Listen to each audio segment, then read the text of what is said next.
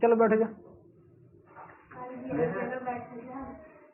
उदाहरण 3 का 1।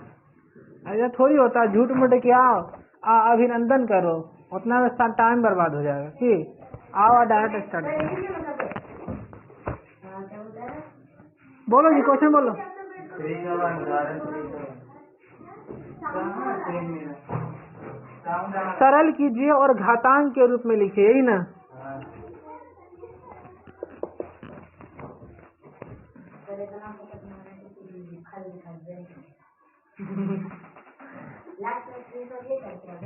सरल करना है और घातांक के रूप में लिखना है। देखो -5 के पावर में 3 है, इंटू 2/5 और 3।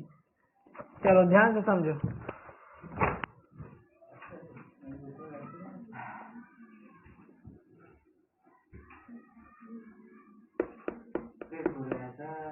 तुम क्या इसको, अरे यहाँ भी लाइट आ रहा है यार।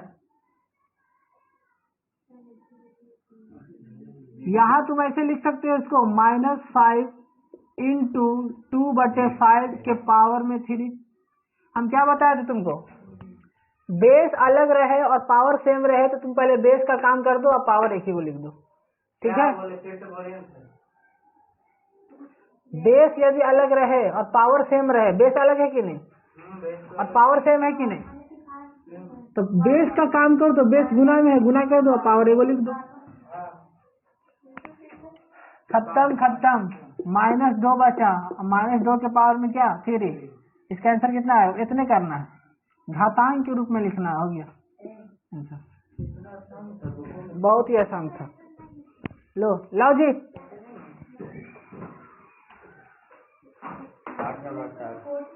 Question number 8। ठीक,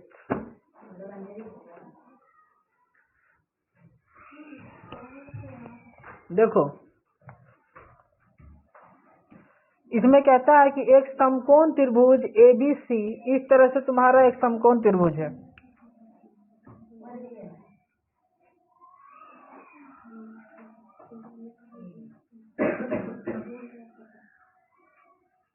एकदम ध्यान से समझना, ये है तुम्हारा A, ये है तुम्हारा B और ये है तुम्हारा C। यहाँ पर 90 डिग्री है, यहाँ पर क्या है 90 डिग्री। और इस वाले को मिलाओ, ये तुम्हारा त्रिभुज हुआ ना AB से। फिर कहता है M कर्ण AB का मध्य बिंदु है। ये कर्ण हुआ ना AB, ये लंब होता है, ये आधार होता है, और ये वाला क्या होता है कर्ण। कर्ण का मध्य बिंदु M है। कर्ण के बीचों बीच में एक बिंदु है जिसका नाम क्या है M है। कहता है C को M से मिलाकर D तक इस प्रकार बढ़ाया गया, मतलब C को M से मिलाकर और D तक बढ़ाया गया। कहाँ तक, D तक बढ़ाया गया। कि DM बराबर CM हो गया। DM बराबर क्या हो गया, मतलब D और C का भी बीच में हो गया M। DM बराबर CM कह रहा है, मतलब M बीच में है ना। D को बिंदु B से मिला दीजिए, D को बिंदु B से मिला दीजिए, मिल गया। अब हमको कहता है ये हो गया जी।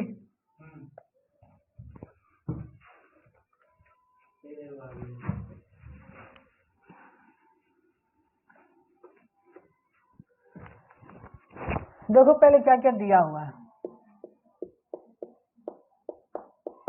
क्या दिया हुआ है, DM बराबर MC, क्योंकि M बीच में है ना। AM बराबर MB, क्योंकि AB के भी बीच में है ना M। इसमें एंगल C 90 डिग्री बन रहा। कौन सा C, कौन सा C एंगल, अरे एगो C EB है, एगो C EB है, एगो C EB है, सभी तो C है, तो कौन सा C, तो एंगल ACB। क्या समझा, एंगल ACB 90 डिग्री है। अब हमको क्या दर्शाना है, दर्शाना है कि क्या दर्शाना है, पहला नंबर त्रिभुज AMC कॉन्ग्रुएंट त्रिभुज BMD, ये तुमको दर्शाना है। ठीक है, ठीक है, देखो कैसे होगा। AMC कहाँ है? AMC यदि हमको इसको इधर ड्रॉ करें तो ये वाला फिगर बनेगा AMC, यहाँ A, यहाँ M, यहाँ C, यहीं से डायरेक्ट लोड होगा। कैसे नहीं लग रहा? कोई दिक्कत नहीं, सब चलेगा। कौन है जी AMC? नहीं BMD तो कहाँ है? कल बल्ब लाएंगे, तार भी लाएंगे, लगा देंगे, होल्डर भी लाएंगे। हाँ लूट लो।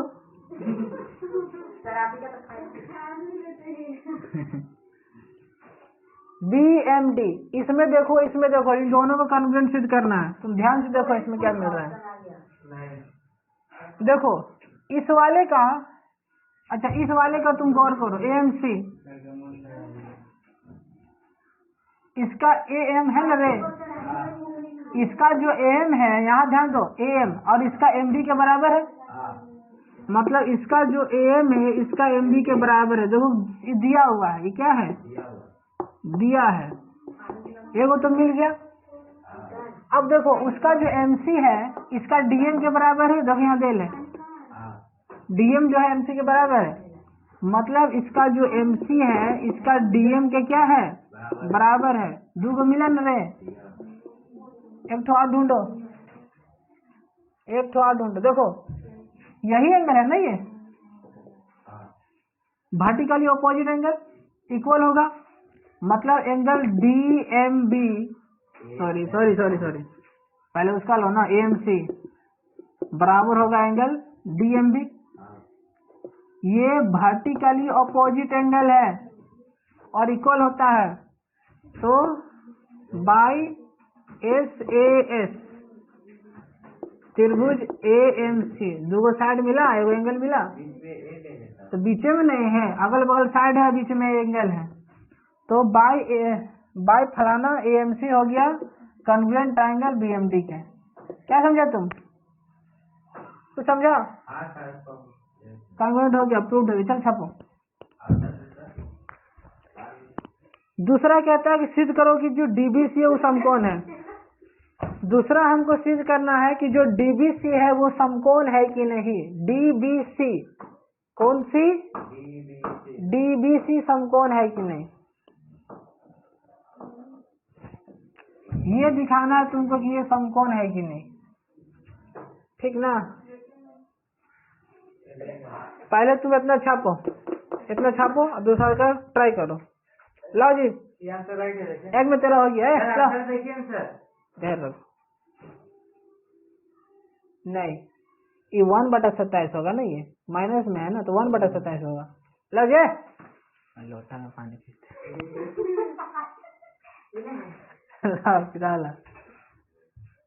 क्या तुम कर रहे? देखो जी साधारण ब्याज, ध्यान से समझो क्या पढ़ना है। साधारण ब्याज उतर गया जी।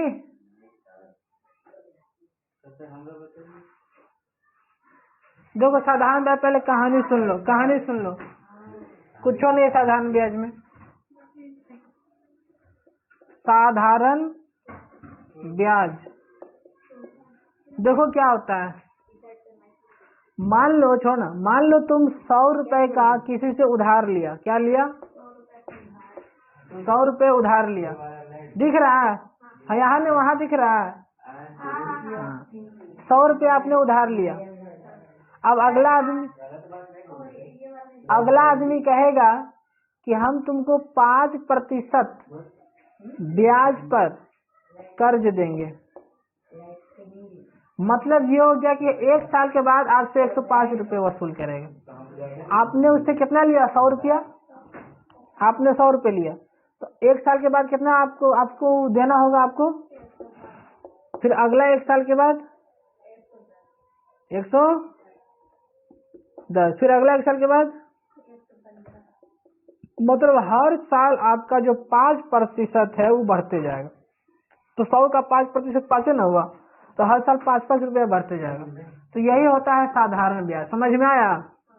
अब फॉर्मूला लिखो साधारण ब्याज का।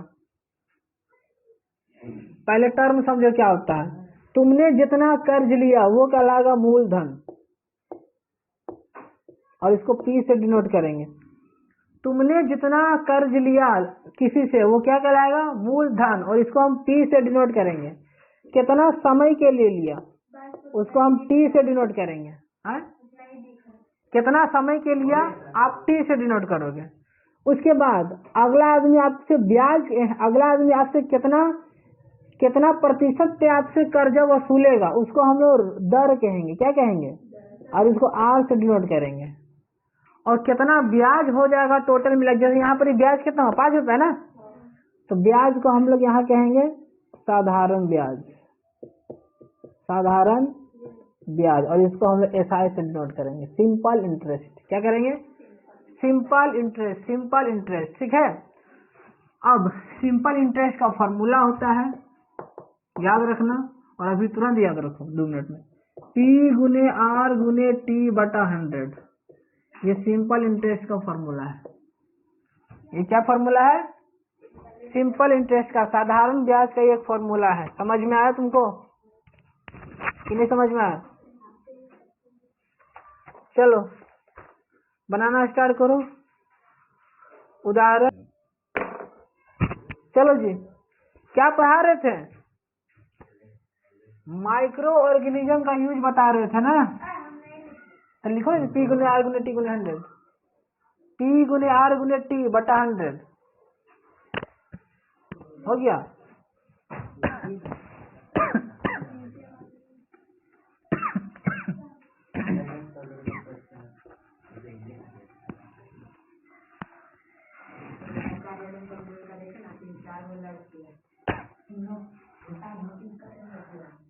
देखिए तो पानी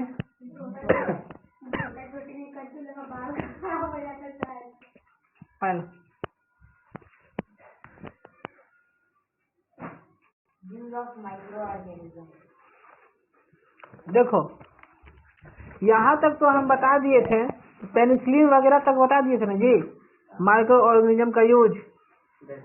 पेनिसिलिन एक दवा है जिसका यूज, जिसको हम फंगस से बनाते हैं। किससे बनाते हैं? फंगस से बनाते हैं। ठीक है। देखो, इंसुलिन का नाम सुने हो?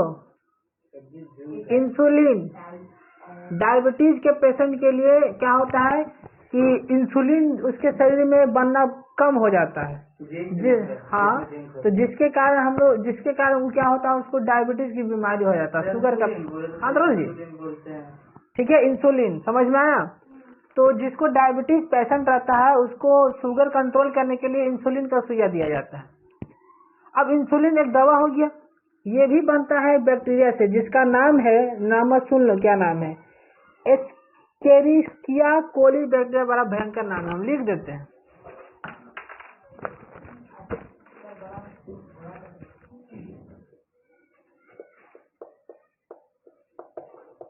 इसको क्या प्रोनाउंसिएशन करोगे?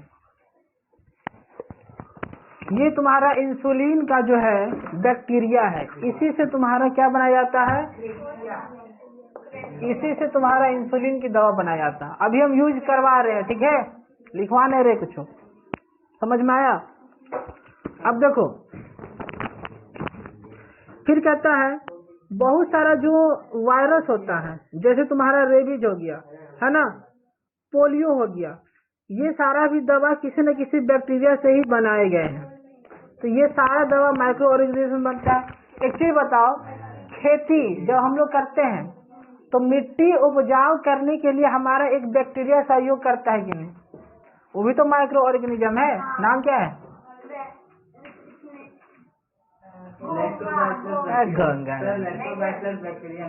राइजोबियम।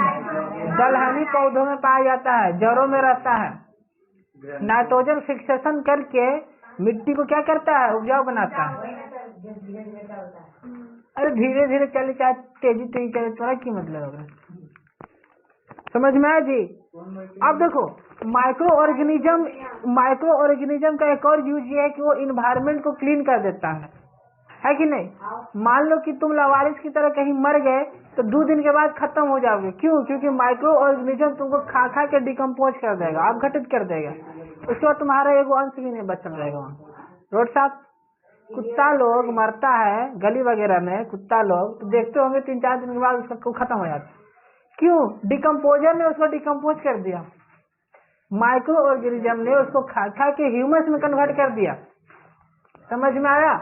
तो अब मान लो कि माइक्रो ऑर्गेनिज्म ना रहता तो जितना पशु पक्षी मरता रोड पे इसी तरह छितराल रहता, लाश सर्वे नहीं करता, लाश उसका सड़ता ही नहीं, और जब तक सड़ेगा नहीं उसको ह्यूमस कैसे बनेगा? तो लाश को सड़ाने और ह्यूमस में कन्वर्ट करने का काम माइक्रो ऑर्गेनिज्म करता है। कौन करता है?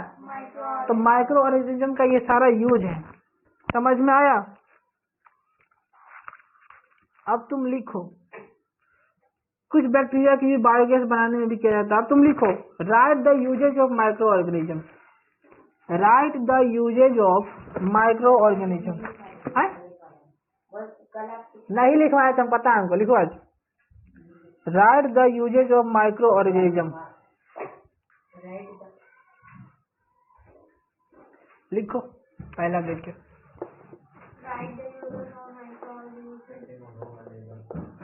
For making curd, cheese, butter, butter ना जी, ब्रेड ना जी, ब्रेड, ठीक है। कर्ड बनाने में, चीज बनाने में, ब्रेड बनाने में यूज होता है। कर्ड और चीज को बनाने में जो बैक्टीरिया का यूज होता है उसका नाम क्या है? लैक्टोबैसिलस, नाम याद रखना। और ब्रेड आपका ईस्ट से बनता है, ब्रेड आपका ईस्ट से बनता है। समझ में आया है ना? अगला, for making alcohol, wine, vinegar, सब बताया था निकलने, ये सब माइक्रो ऑर्गेनिज्म से ही बनता है। ठीक है। उसके बाद तुम्हारा हो गया for making medicine, for making medicine, ठीक है। जैसे एक था ना पेनिसिलिन, एक दवा था ना जी, पेनिसिलियम, हाँ बता रहे ना, पेनिसिलियम, ये फंगस से बनता है। किससे बनता है? फंगस से बनता है, याद कर लेना। ठीक है। और एक और तुम्हारा क्या था? इंसुलिन, इंसुलिन भी तुम्हारा बनता है। ठीक।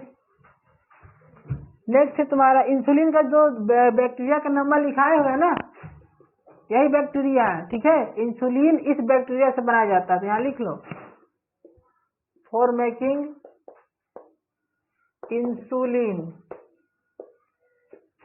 ये क्या है? मेडिसिन ऑफ डायबिटीज है। ठीक है, मेडिसिन ऑफ डायबिटीज पेशेंट। ठीक है। और ये जिस बैक्टीरिया से बनाया जाता है उस बैक्टीरिया का नाम है कोली। पढ़ लो, जो पढ़ना है पढ़ लो। ठीक है। उसके बाद तुम्हारा एंटीबॉडी बनाने में भी इसका यूज होता है, for making antibodies, for making antibodies. ठीक है ना? उतारो, आपने देखेगा, डिलीट करेंगे, जल्दी करो।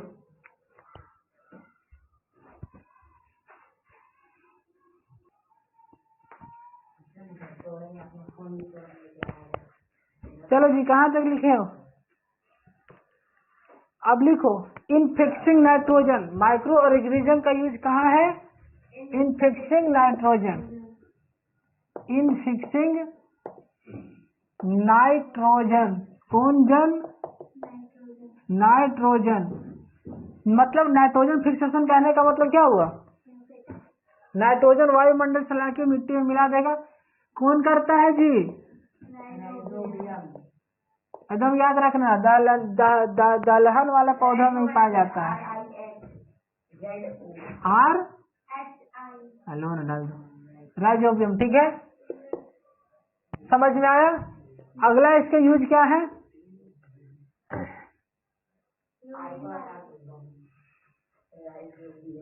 To clean the environment, to clean the environment. ठीक है ना, डिकम्पोज कर देगा सारे गले अवशेषों को, तो वातावरण साफ होगा ना जी। तो टू क्लीन द इन्वायरमेंट, ठीक है ना, ये सब याद रखते जाओ। फिर लिखा है इन इंक्रीजिंग सॉइल फर्टिलिटी, तो इसी में ना आ जाएगा। यदि नाइट्रोजन फिक्स कर देगा तो मिट्टी अपने आप वो हो जाएगा ना उपजाऊ, तो अलग से लिखने की जरूरत नहीं उसको। नेक्स्ट लिखो to produce biogas, to produce biogas. बस ये रहा तुम्हारा माइक्रो ऑर्गेनिज्म का यूज, ठीक है। यदि भूले तो फिर पिटाई खाओगे।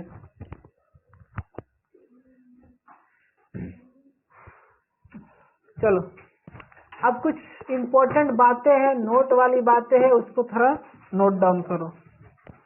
पहला लिखो, क्वेश्चन के साथ लिखना, ठीक।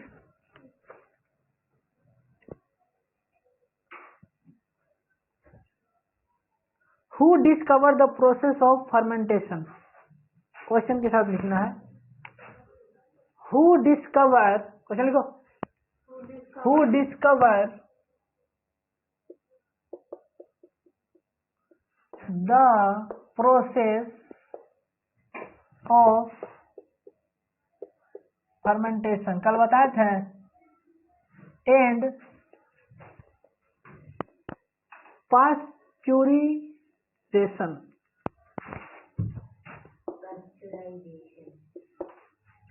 आई नो, PASTEURISATION, पता है सर। फर्मेंटेशन और पास्चुराइजेशन का आविष्कार, खोज किसने किया? समझो, फर्मेंटेशन मतलब था क्या कि एल्कोहल में, चीनी में थोड़ा सा ईस्ट डाल दो, कुछ देर के लिए छोड़ दो, क्या बन जाएगा? वो एल्कोहल बन जाएगा। क्या बन जाएगा? एल्कोहल। वो था फर्मेंटेशन। हाँ, पानी डालेंगे, नहीं डालेंगे। अब पास्चुराइजेशन ये क्या है? तो ये कुछ नहीं है, दूध को क्या किया जाता है, कुछ टेम्परेचर पे कुछ समय के लिए, कुछ मिनट के लिए गर्म किया जाता है और फिर अचानक उसको ठंडा करके पैक कर दिया जाता है।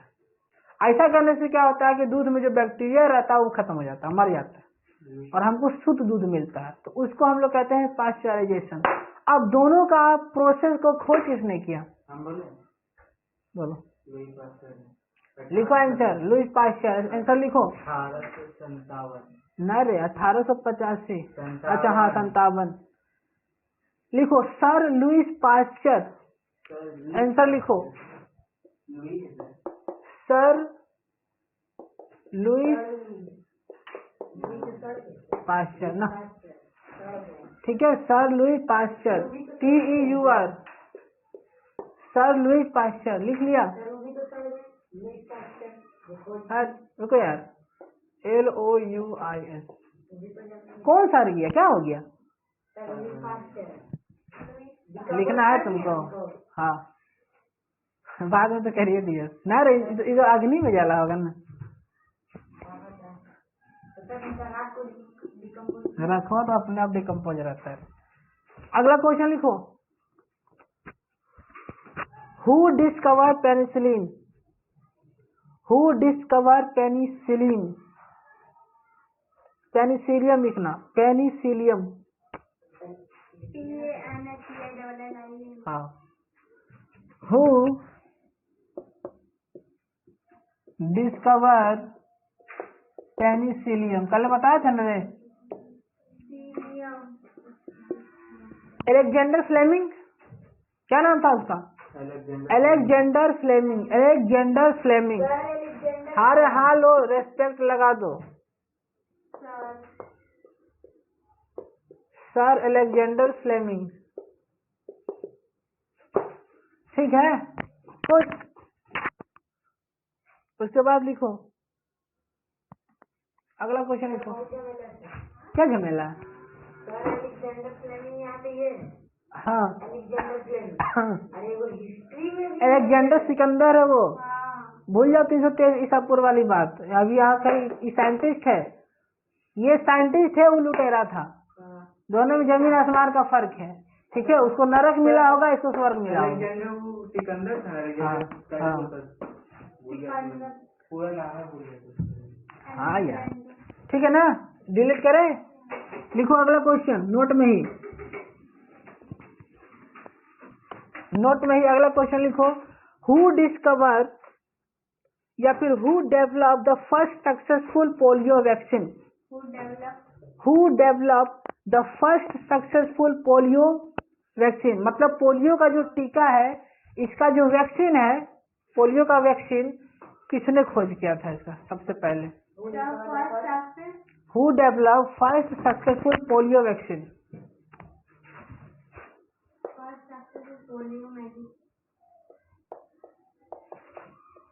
Who developed first polio vaccine?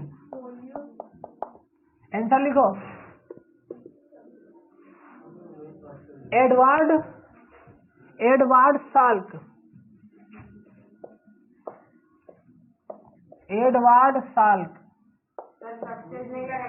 लिख लो ना, तो सक्सेस नहीं लगा तो।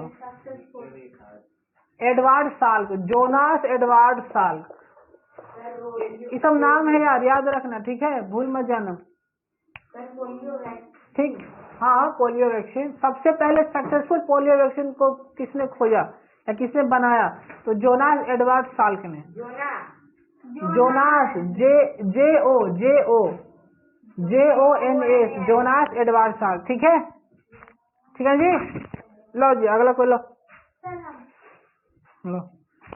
गिर जाएंगे। रीड अलाउड, कस के पढ़ना है, चल कस के पढ़ो। देखो, सरल कीजिए, क्या कीजिए? सरल कीजिए। कोई क्लास की हो, पढ़े से ना तेरा मतलब है, खाली पढ़ाई कर लो।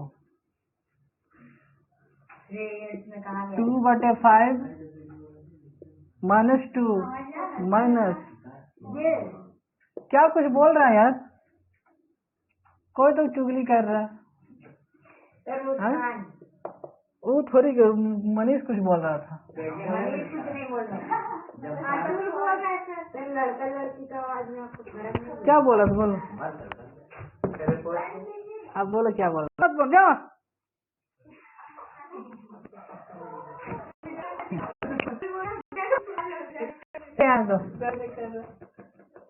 देखो यहाँ, ध्यान से दो। अच्छा, हम इसको उलट दें, पावर माइनस है तो उलट दो, 5/2 हो जाएगा और पावर हमारा 2 हो जाएगा, ठीक, माइनस, उलट दो, 5/3 हो जाएगा, पावर हमारा 3 हो जाएगा। यहाँ तो कोई दिक्कत? और ये तुम्हारा, अच्छा इसको उलट दो ना, 2 की पावर 2 हो जाएगा, ठीक, उलट दिए सबको। अब कुछ देखने को मिल रहा है क्या? कॉमन मिल रहा है 5। नहीं, खाली 5 ना मिल रहा है, इसके अलावा? अच्छा, यहाँ माइनस है। जी हाँ, माइनस तो है, तो कोई दिक्कत नहीं। यहाँ देखो, 5 का स्क्वायर करो 25, 2 का स्क्वायर करो 4, 5 का क्यूब करो 125, 3 का क्यूब करो कितना आएगा? 27, डिवाइड बाय 4 आएगा ना। चलो, 27 और 4 का एलसीएम लो। 27 और 4 का एलसीएम कितना आएगा? एलसीएम नहीं लगेगा ना। 4 7 28 के 8 हाथ में 2, 4 दूनी 8, 2 4 दूनी 8, 2 10, 108। इसको 27 से गुना करना होगा, 25 को करो।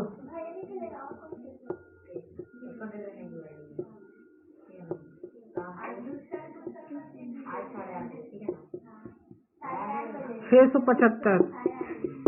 अब इसको 4 से गुना करना होगा तो 125 चके 125 चके जो 400 50 पक्का। पक्का। अब ये हो गया डिवाइड बाय 4 हो गया। 675 में 500 घटाओ कितना आएगा? 175 और नीचे 108 डिवाइड बाय 4 मतलब 1/4 ऐसे हो जाएगा, ठीक है, कटेगा ही नहीं। 175 और नीचे हो गया तुम्हारा 8 से 32, 10 से 40, 43, इतना आंसर आएगा। हाँ गुना कर दिए, 4 नहीं कटेगा ना तो क्या करे। लो लाओ जी, किसी का नहीं है। नेक्स्ट लिखो, यूज खत्म हो गया जी। नेक्स्ट लिखो, write the harmful of micro organism. Note खत्म। हाँ जी नोट खत्म, नोट खत्म। Right the harmful. क्वेश्चन। अरे हेडिंग दो ना, हार्मफुल माइक्रो ऑर्गेनिज्म। क्वेश्चन के लिए हार्मफुल माइक्रो ऑर्गेनिज्म लिख के दे दो, मतलब अब हानिकारक जीव। अभी तो तुमने खाली फायदा पढ़ा ना जी माइक्रो ऑर्गेनिज्म का, अब क्या उससे हानियां है वो पढ़ोगे, ठीक ना।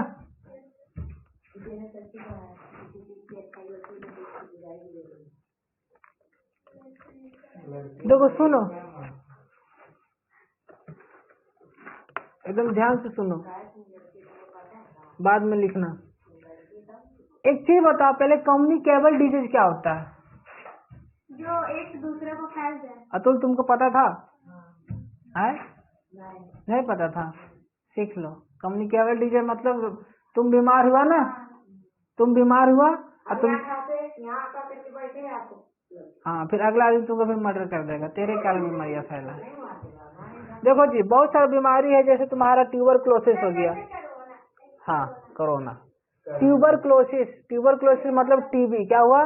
टीबी, टाइफाइड, कोलेरा, ये सारा बीमारी जो है बैक्टीरिया से होता है, ठीक है। तो तुम पहले लिखो तो ऐसे करके, इसको क्या कह रहे हैं इसको, अरे हो गया रे, ट्रांसलेट करो।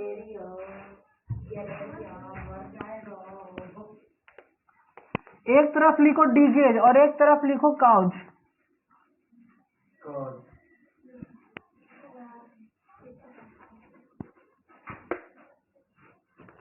लाइन खींचो और एक तरफ लिखो डिजीज और एक तरफ लिखो काउज।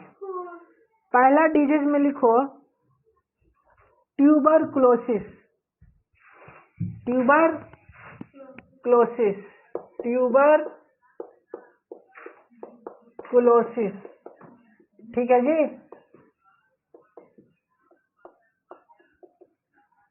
अब ट्यूबरक्लोसिस किसके कारण होता है? तो ट्यूबरक्लोसिस तुम्हारा होता है बैक्टीरिया के कारण। किसके कारण?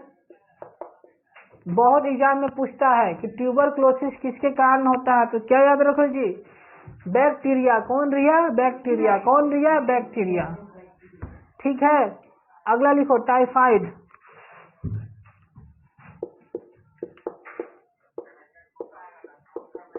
ये भी बैक्टीरिया के कारण, ये भी किसके कारण होता है? बैक्टीरिया के कारण होता है। थर्ड लिखो कोलेरा,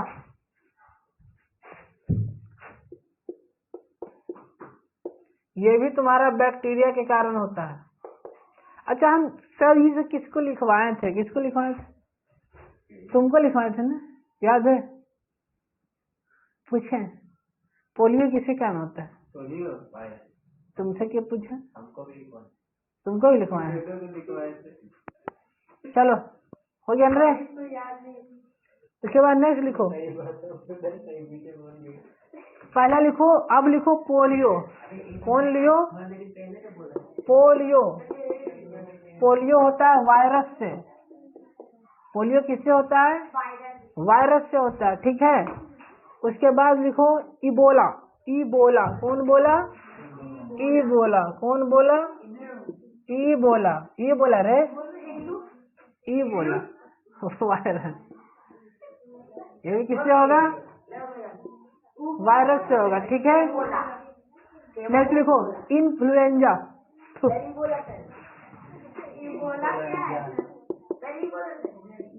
बीमारी है जी, इन्फ्लुएंजा, ये भी वायरस से होता है, याद रहेगा, ठीक है। नमक का न याद रहा ना तो पेट पाट देंगे। डेंगू, अरे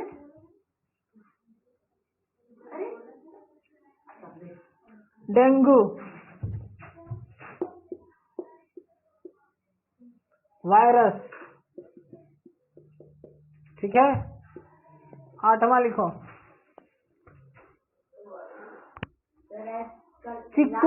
चिकनगुनिया बड़ा भयंकर स्पेलिंग है।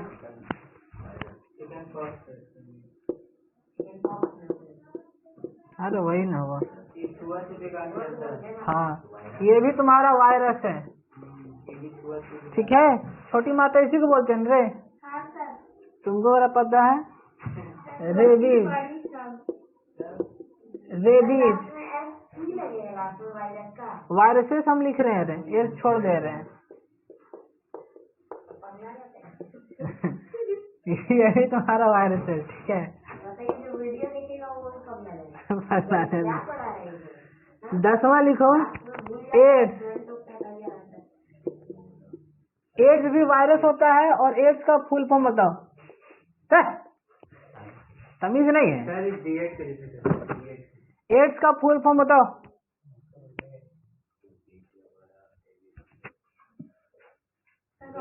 आपको पता है?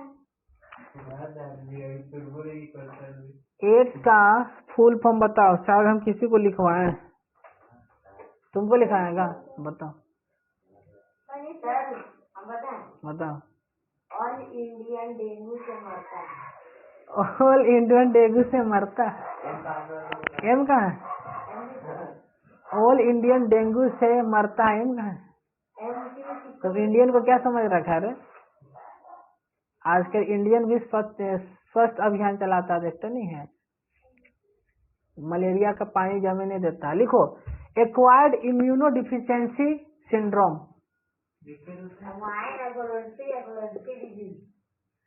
एक्वायर्ड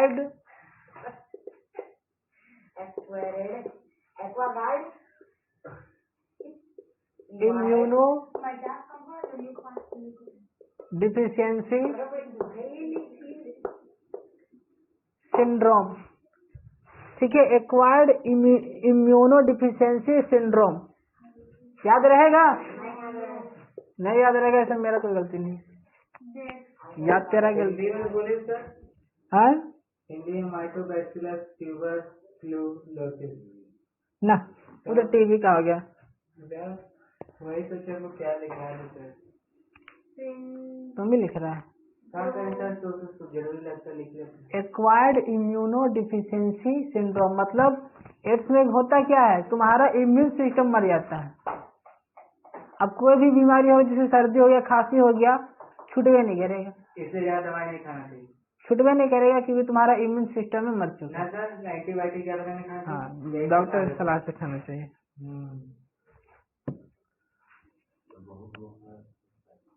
हाँ, एक दो बार बाहर खाएगा तो कोई दवाई ऐसे नहीं चलेगी, कोई दवाई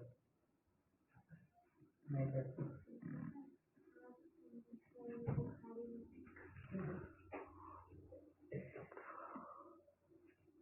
अभी सीरियस हो गया? हो गया जी?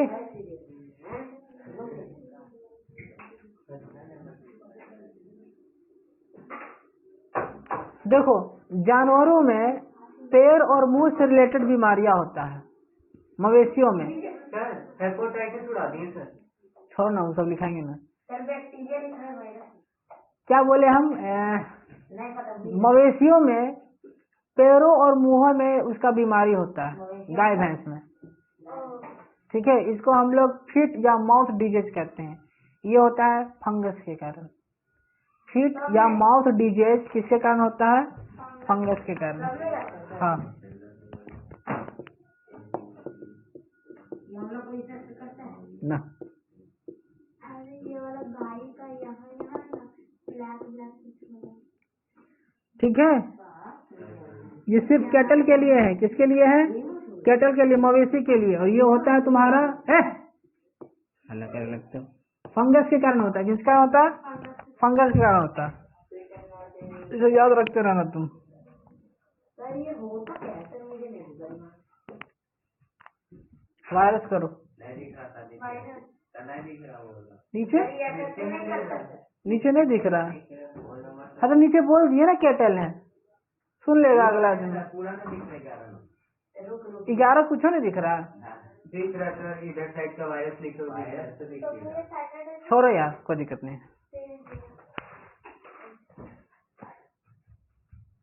थोड़ी देर के लिए देख लीजिए।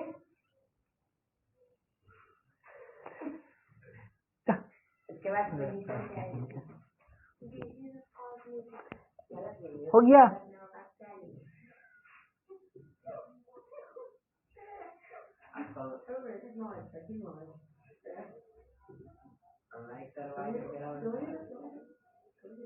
बताइए सर।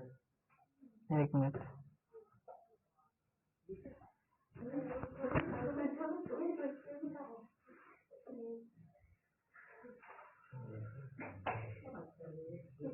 नेक्स्ट लिखो जी। नेक्स्ट लिखो व्हाट इज अफ्लाटॉक्सिन। क्वेश्चन लिखो व्हाट इज, ये खत्म हो गया। What is aflatoxin. अफ्ला और टॉक्सिन लिखो, टॉक्सिन या टॉक्सिन। किसको रे? वीडियो देख रहे हैं सर, आपको लगता है ये लोग लाइक करेंगे और शेयर करेंगे और सब्सक्राइब करेंगे?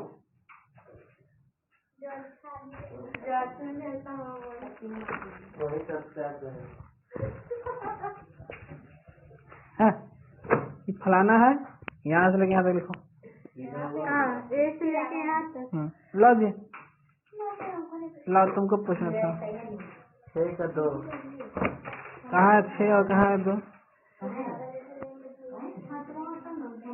सबको 5 के टर्म में तोड़ दो। सबको 125 के 5 के पावर में 3 लिख सकते हैं। 25 को 5 के, ये हो गया जी, डिलीट कर रहे हैं।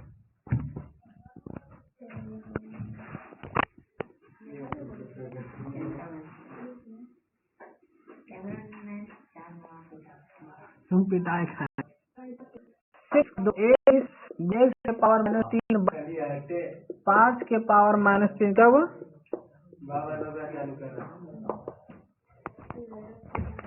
ठीक, पिटाई खाएगा तुम। वीडियो में नाम दे दीजिए। सर आपका घुंघरू कर दिया सर?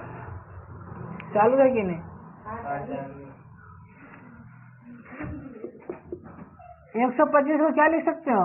5 के पावर 3 और ये x के पावर -3, फिर 5 के पावर -3, फिर 25 है ना, तो 5 के पावर 2 और x के पावर -6। ठीक है, ठीक है। 5 की पावर 3, x के पावर -3, नीचे क्या लिखोगे? 5 के पावर -1। बोला हाँ या ना? पावर जुड़ेगा ना, और इसको x के पावर -6। अब 5 के पावर 4 लिख सकते हैं। हमको पता था कि तुमको नहीं आगे समझ में। 5 के पावर 3 है, 5 के पावर हला 5 के पावर -1 को ऊपर ले जाओ तो हो जाएगा 5 के पावर +1। गुना में चले जाओ।